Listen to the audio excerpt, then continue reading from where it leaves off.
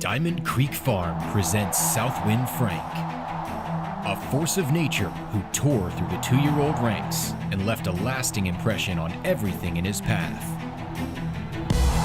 It's all Southwind Frank, 2.5 lengths in front. Southwind Frank wins the Breeders' Crown. Southwind Frank is powering past on the outside. Southwind Frank wrapped up in the first Dancer division. With the wind at your back, there's no limit to how far you can go. Southwind Frank, standing at Diamond Creek Farm.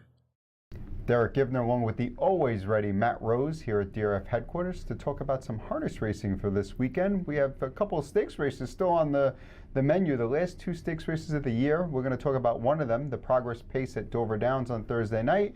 We're not going to talk about the Potomac Pace because they didn't get draw early enough for us to do it, but it's a pretty good race on Sunday at Rosecourt for $100,000. Potomac? It's Potomac. Potomac? Potomac? I would say Potomac. I don't know. What do I know? I'm from Brooklyn. As you see up on the board, $260,000 is on the line in the Progress Pace at Dover Downs on November the 29th. We have a nice field with most of the regular players in there, minus a couple, and Jimmy Freight is the morning line favorite. Yeah, we saw all these last week in the Progress Pace elimination, where just to get rid of a couple horses to get down to a field of 8. And we saw a lot of these in the Breeders' Crown and also in the Matron at Dover just a couple weeks back. So a lot of familiar faces here. People will be familiar with This Is the Plan, who dead heated for win in the Matron.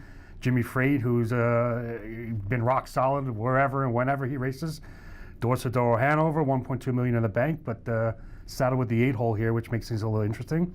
And Think Big, Dream Big for that Jimmy Takter guy, who supposedly his last stakes starter. So they career. say. So they say.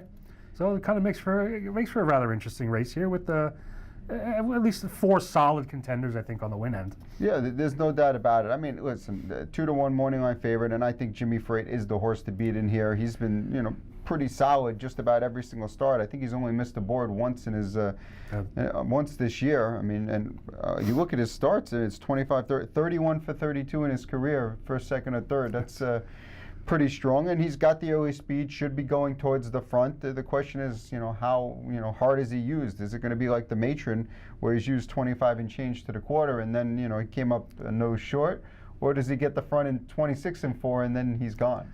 Yeah, I think it depends on what This Is the Plan from the 3-hole and Think Big, Dream Big do from the 4-hole. You figure both of those will probably be forwardly placed. I don't see. I don't know how well the 2 inside long shots can protect early position, so that should help Jimmy Freight and Dorsador Hanover, who I imagine Matt Kelly from the 8-hole is not going to take off, duck the gate, say I'm getting away 8th here. I think that's impossible. But how is he going to get around Jimmy Freight? He's got to be forwardly placed, though. I didn't say he's going to get around Jimmy Freight at any points early on, but you can't get away last here. That's impossible.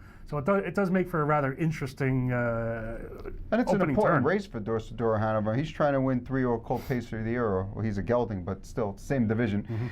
Mm-hmm. Another loss. I mean, you got 4 straight losses to end your career, end your year. I mean, it's going to be harder for him to win. Well, you know what? He'll have to be very good to overcome this spot, but obviously the talent is there. He will have to get a little bit lucky. I, on the other hand, I'm going to look kind of inside here. We saw This Is the Plan in the Matron for 3-year-olds 2 weeks ago at Dover Downs. Really quick off, like blasted off the gate, then yielded to Jimmy Freight and sat that trip, and was coming up pretty gamely at the end to dead heat with the long shot downtown bus with Jimmy Freight just a nose behind in 3rd. I don't see any reason why he doesn't follow up with the same type of trip, and as long as he can end up securing at least a pocket trip, I don't see why he can come right back and win this race. I'm kind of in agreement with you here. I mean, I like This Is the Plan. The question for me is between This Is the Plan and Jimmy Freight. I think they're the 2 main horses that I would key on just for this particular race. Not to say that they're definitely the best horses, but the way this race looks like it's going to shape up, I think those are the 2 to key on. How are the odds going to go? Are we going to get the 2-1 or 5-2 we've been getting on Jimmy Freight the last couple of weeks? And This Is the Plan's going to be 3-1, then I'd rather bet Jimmy Freight if they're close. But if there's going to be a gap, let's say 7-5 and 3-1, then I think I would rather have This Is the Plan in that particular area. Jimmy Freight, first of all, This Is the Plan went off 15-1 in that Matron. You're not going to see anywhere near 15-1 in this race. That's what I'm saying. He's going way down in odds. I got you. And Jimmy Freight's been going off reasonable prices, 2-1, 2.7. Those are prices that I would take on Jimmy Freight in this field. But I have the feeling he's going to be like 6-5, and I don't know that I want him at 6-5. He does deserve. I think he does deserve to be the favorite in this race. I really do. I see him being the favorite. Maybe in the 7-5, 3-2 range. This is the plan. Maybe in the 5-2. Maybe we get 3-1 on him. Think Big Dream Big will take some money.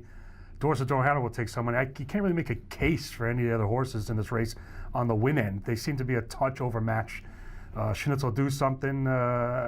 Heavenly Sound done well. I'm a Big Deal. They've all proven to be a notch below, and they really didn't show enough last week to warrant serious consideration. So we are looking at these 4 horses taking the money with Jimmy Freight, and this is the plan. I think if I can see 5-2 and this is the plan, and I figure he should be able to step over the 2 inside horses and work out the trip. I'm going to come right back with. I'm not going to say come right back with him because I didn't come anywhere near him in my matron selection.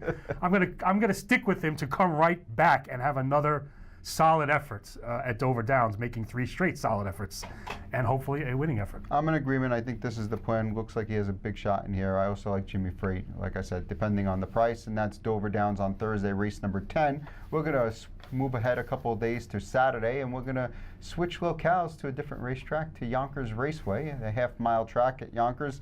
We have the Open Handicap Pacers. They're going for $44,000 in this field, and as you could see with the morning line up there, the Trackmaster computer could not figure out this race. They're all favorites. Yeah, it's kind of a funny morning line. As we all know, following half-mile racing, especially Yonkers, it all comes down to post positions. We saw Always at My Place and Better Memories in last week's Open have the 5 and the 4 hole, and they ran 1-2.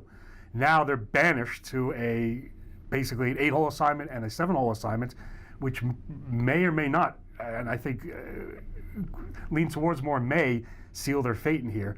So I think I and most of the betting public will probably look towards the middle of the pack, namely Great Vintage and Market So, which I think may take the bulk of the action. Tector Hanover proved last week that maybe he's a touch below the Open level, but he's been rock solid. He always has early speed that gets him into play. You know what? It is a competitive race because even the 2 inside horses, the 3 inside horses, which sometimes they can be complete tosses in races like this, all 3 of them have a chance to be right in the number there with any sort of live trip.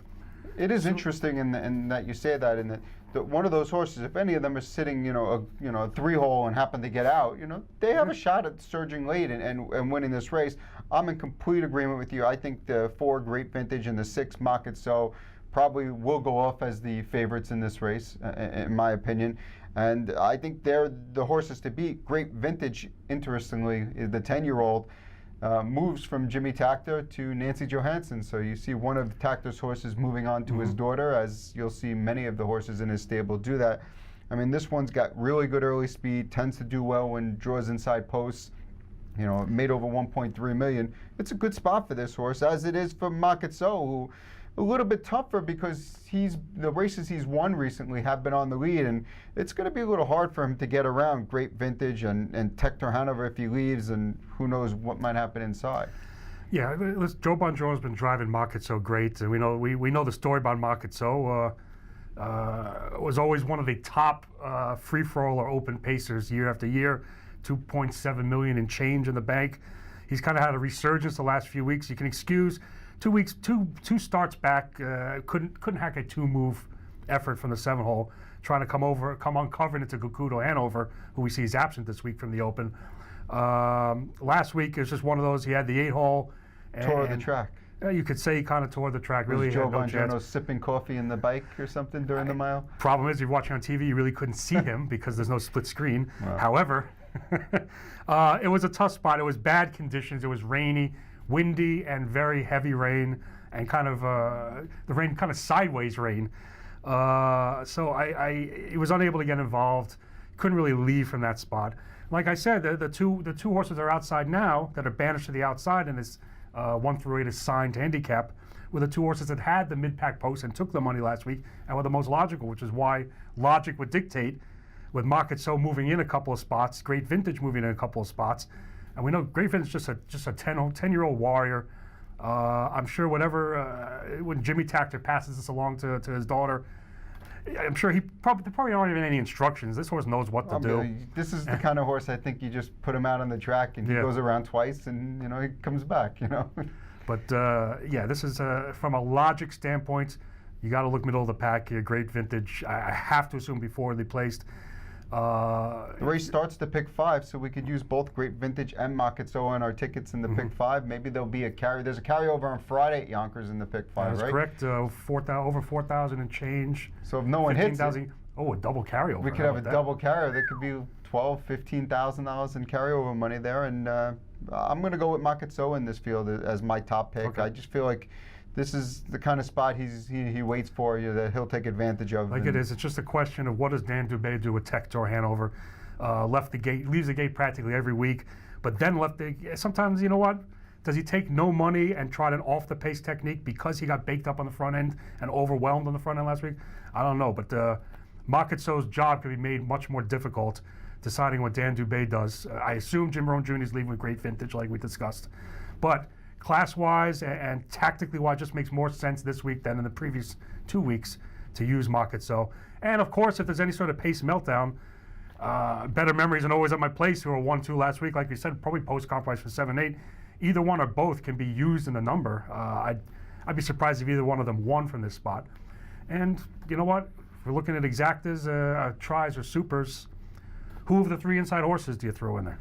I definitely want to use Kristen Mee. I think he's a horse that's sharp every single week. You're getting a good effort every single time. I think he's a horse that he'll definitely be in the number somewhere. He's moving up off a loss. Rodeo Rock is moving up off a win.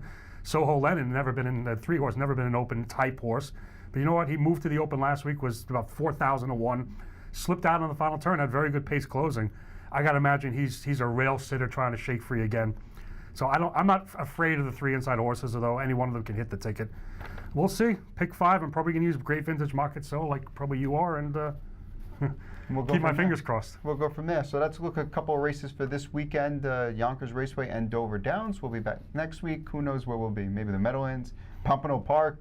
Pompano Park. I don't know. We'll see. See you then. Good luck.